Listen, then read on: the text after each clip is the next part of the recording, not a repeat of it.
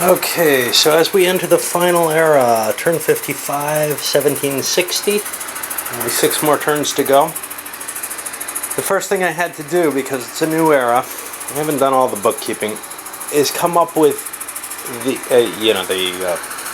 updating the size of the armies and number of diplomacy attempts and stuff like that on the cards here. First thing I had to do is come up with what my victory conditions are for this period, the picks for the period.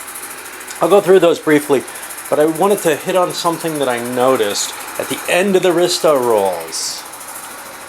There's end of the game victory points. Now there are in the other rolls as well. These are significantly different. First of all, provinces go to all players. That I don't like. That take, at least in spirit.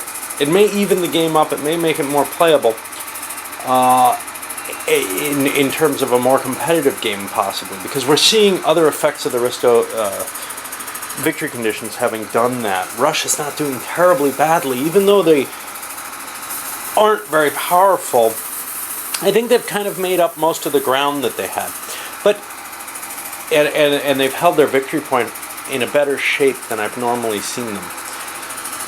But here's the problem.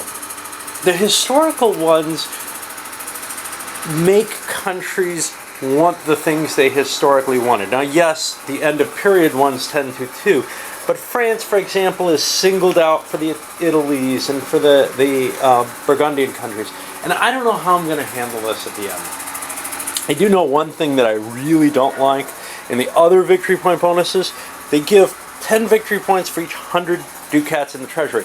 Well, that means the best way to generate victory points in the game is to save all your money on the last turn. I don't like that at all. And then also, probably to save from the turn before. 10 bucks for a victory point is very, very cheap. I just do not like that at all. The original rule had nothing like that. If I'm going to do the Risto ones, I think I'm going to drop that to 1 victory point per 100 bucks. Make it something where, you know, if you didn't have money to spend, if your economy is booming that well, but 100 bucks will buy you a victory point if you build a colony, which is a risky operation. Now, I don't mind that people aren't going to colonize on the last turn, but, you know, that's even the 1 for 100 is a high price to give, or a high value to give to the money comparatively. Essentially, I really dislike that victory condition. I looked over the rest of them. They don't seem too terrible. What I'll end up doing is more or less ignoring them, playing for the originals, and then run the score up for both of them and see, you know, what kind of difference that has at the end of the game. All right, let's go over what I got down here. We had hard choices on these suckers, as we have all along. You know, some of them are just impossible. But when you get to certain countries that aren't doing terribly well, they have a choice between which impossible they want to pick. All right, let's take a look. So for the English, I took the Portuguese as my prime one. The port owned in the Western Mediterranean or Tyrrhenian Sea. That's worth 75. 4 level 6 colonies. That's a slightly less valuable one. It's only a 50 down here on the list.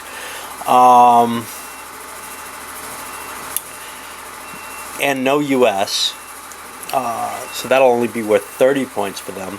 More same religion minor allies than any other major power. And Britain, all of Britain annexed or in vassal. Now that's a problem because they've got a real difficulty where they have to win a major peace against France during this to get that, as well as getting a vassalization or completely defeating all of Scotland. That one's not going to happen, but you know, it avoids them having to pick the penalty, for example, which is the Atlantic and Mediterranean trade.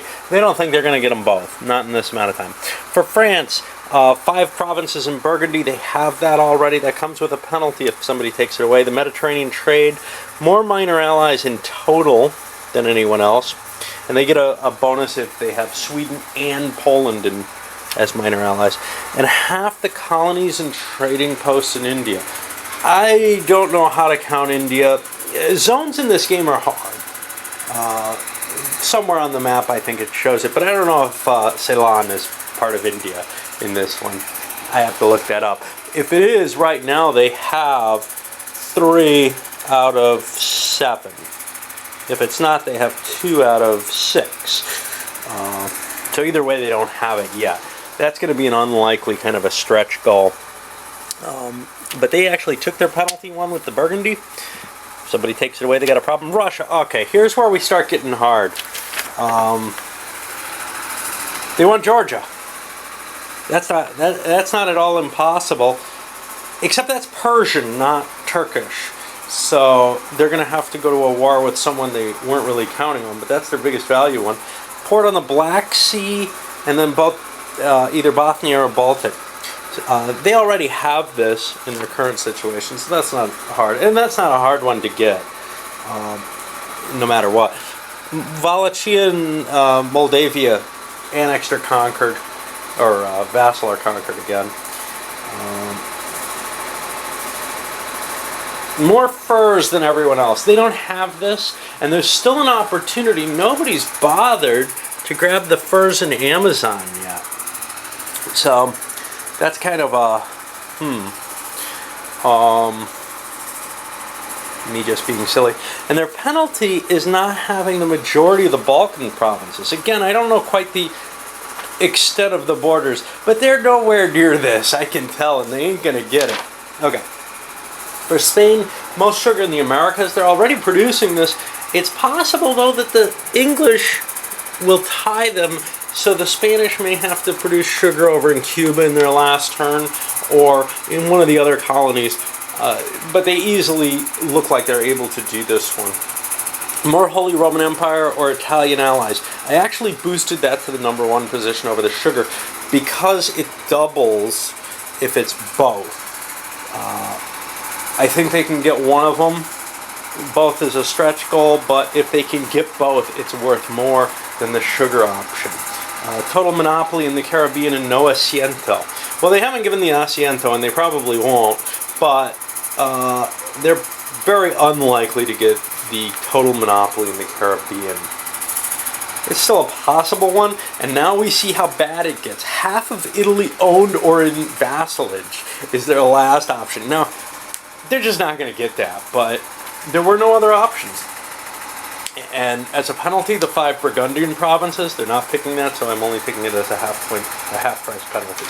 For the Turks, no Christians in the Black Sea. Well, they don't have that, and already we're seeing, wow, the Turks had no picks, didn't they? But they think they could knock Russia out of Azov with a lucky break. The Mediterranean trade zone, again, with a lucky break, maybe they can get that sucker. Between their piracy, etc., they've got a shot at it. They might end up in a war with France trying it. No Christians in the Aegean or East Med. This is the get rid of the Venetians one again. They don't think they have any chance of that, but who knows? It could happen. And then half the Muslim nations in the world as minor vassals, and they really don't see any chance of that, but it was better than other options. They're taking a penalty for not having all Turkey's home provinces and Hungary. All of Hungary. No way on that. Finally, Austria. Austria's got some kind of nice ones here. All of Hungary and Belgrade. They already have that. They've conquered everything from the Turks. Austria having a Mediterranean port. Yeah, they have Macedonia. They may not hold it, but right now it looks pretty positive for them. An Austrian emperor, that's only worth 10 points. Most Holy Roman Empire minors. That might be tough to do, but it seemed the best of the options. And then they take a penalty for no Holy Roman Empire minor or Habsburg provinces annexed. Well, Holy Roman Empire, the Habsburg Minor, I don't have to worry about too much. Holy Roman Empire, though, as long as things like Lorraine and Alsace are annexed, I can't go in there. And then there's also I think it's by major powers, but there's the question of like the Swedish stuff. If Sweden was a major power in this game, this would be a risky, an impossible pick on that side as well. It's going to be impossible due to France no matter what. Anyway, I gotta do a lot of bookkeeping, and it's time for me to go to work as well. Well, we needed a nice complicated event to open things up with. Let's see, we got a bunch of minor ones on the political or economic events. Spain renewal of popularity, Russian epidemic, Habsburgs and agricultural crisis. The English got cultural expansion, which allows them to build colonies and trading posts with an advantage. French got a rush of colonists, which will allow them the same kind of some sort of advantage, as well as a supplementary and free trade. There were a couple of revolts. The Dutch islands here in revolt, and that's actually under Russian control. The Russians have the right to declare war on the Dutch over that. That's pretty impossible. No one else gets that right, and unless the Dutch are at war, that revolt will be suppressed. However, it is possible the Dutch could go to war in this turn. What else happened? We had another event. I think a random revolt. Yeah, a revolt over here on the Turks. Down here in Egypt, which is kind of problematic for them because they don't have an army down there. In fact, they don't have an army at all. So that's something they're going to have to try to deal with in some way or another. Probably build one in Thrace, and I don't know if they can find their navy, which is over here in Malta. There's not much of that. Try to ship it down there and deal with it. But that thing could erupt and become a problem for them. But the biggie is we have the United States. Well, the English revolt happening here. They're still dealing with the slave revolt, which they're going to have to pull out of. We've got a U.S. revolt, however, and the four main colonies that the English have been getting victory points off of have just become not theirs anymore. Okay, so this is an interesting event, and the Risto event changes it a little bit. It's a couple pages of rules, like any good event. Yeah, okay. So, it starts out, it's not guaranteed. Now, it's happened. I rolled it and it happened. But basically, first thing you do is you sketch out, hey, can the English, they're the first possible target. Do they have a set of colonies that could go into revolt? And the answer is yes. They had 4 together here in North America.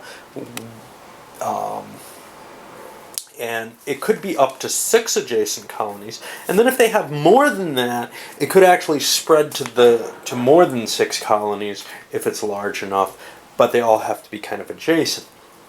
Therefore, the little island up here, Nova Scotia, is not vulnerable.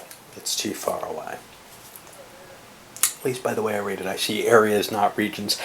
I get confused. I'm not sure. Is it areas? Is it spaces? There's a possibility this went, and I'll have to look that up and make sure. But if England had set themselves up so they didn't have this, so they weren't collecting those big victory points off of having so many adjacent, they would get a penalty. In fact, they got a penalty anyway for only having 4 of 50 points. If you have less than 6, you get penalized. So that's kind of a painful situation. Then they get to roll a die on this little chart here, and that chart is modified by a lot of stuff, including things in the opposite direction than you'd expect, like the fact that the French are adjacent. The fact that the French are adjacent actually makes this more likely. And usually the fact that the French had been defeated is seen as a historical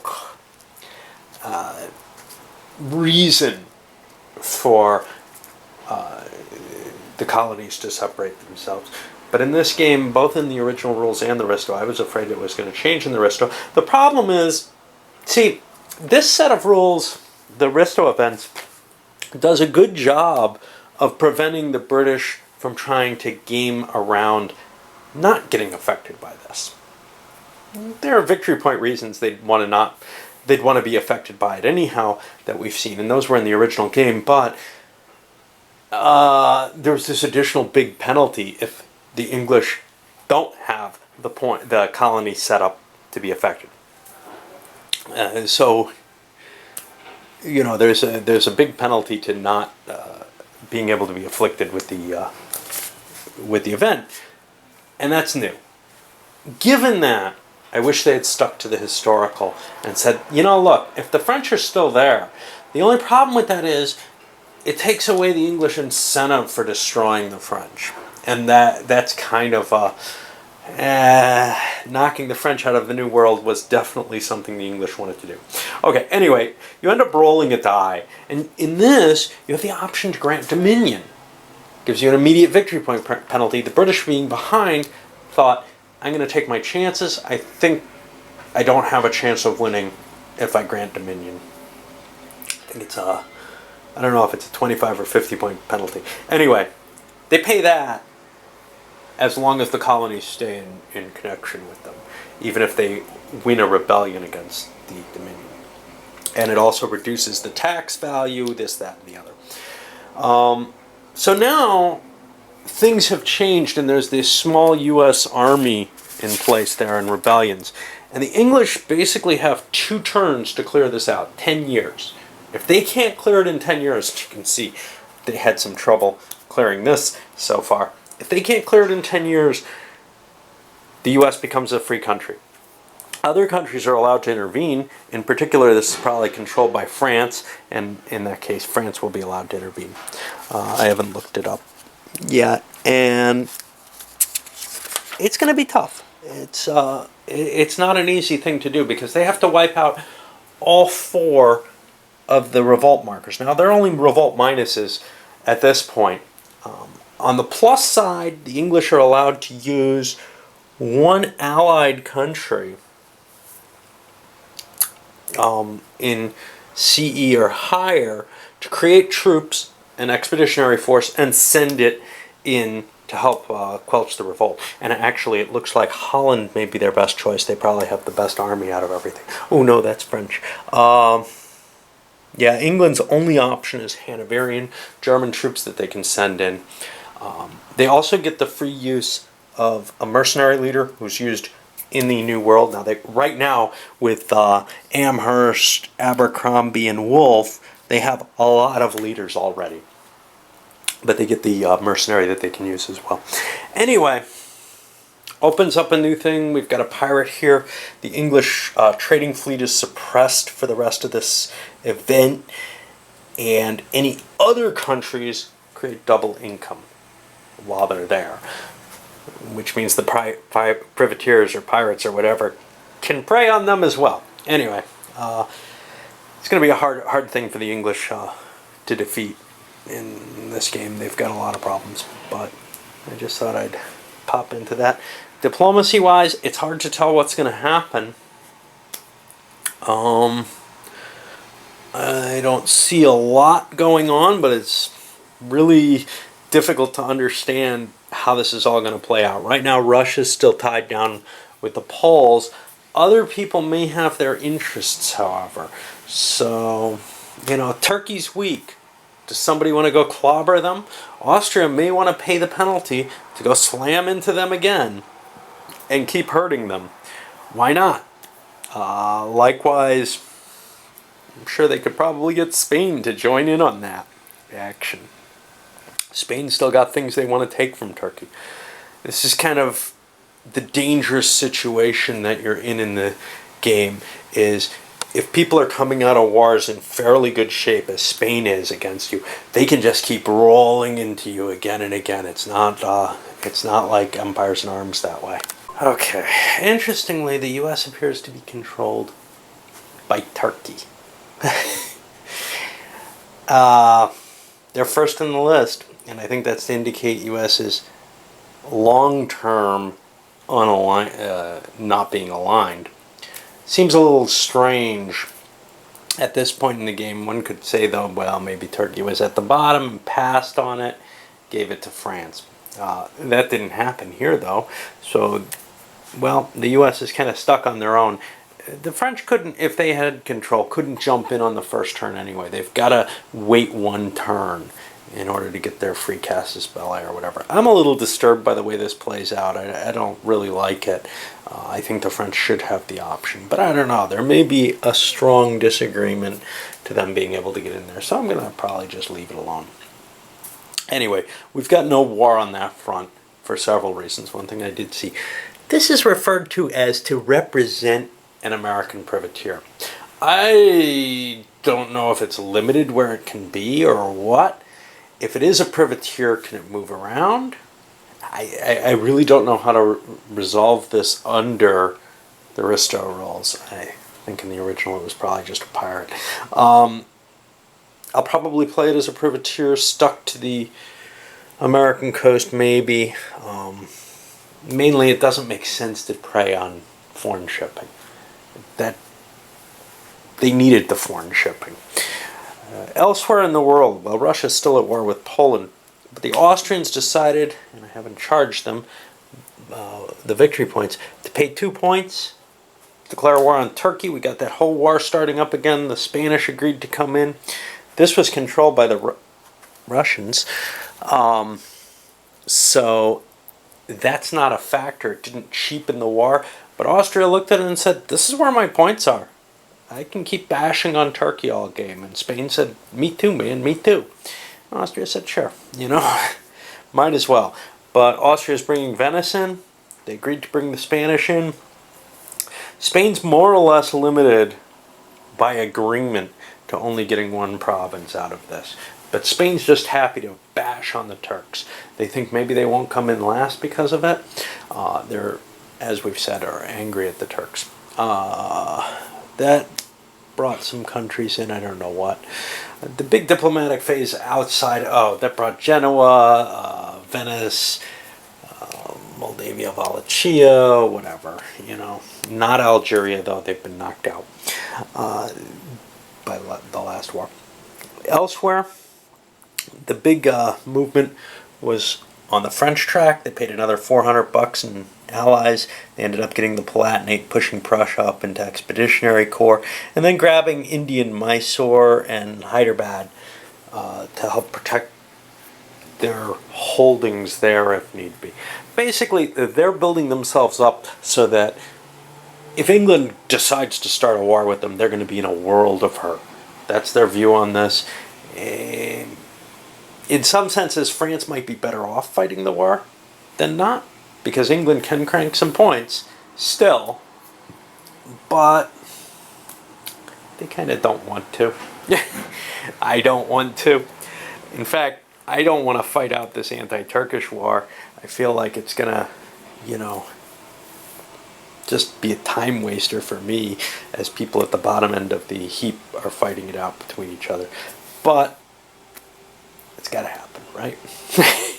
I mean, this one, there's no question. The victory points are saying, if you want to pad your points, and it's not that bad a thing as Austria, you got to go against someone. Who are you going to go against? You're going to go against Poland? That wouldn't be bad. But let's see if the Russians get themselves into trouble. I'd rather not help Russia too much here, because when we look at the victory points, Russia's not doing that terribly. They're at 553 now. Granted, Habsburgs are well ahead of that. They're in competition with England for second place here. Anyway, and maybe with France. That's what they're looking at. They're saying, if I can pump out enough, I may have it against France. Yeah. The hell with it. I'm not going to be able to fit the military, the admin, the peace phases, and all that. This is not a hugely rich turn, but with all the effort all the time I've already used on this vid, I got like 3 minutes left. So what I'm going to do is I'm going to load this up, split it into 2 parts. Probably the last time I'm doing that until, well, the final video might have two parts because the wrap, the wrap might be its own little video to discuss what happened in the long term. But I don't think that any of the turns are likely to.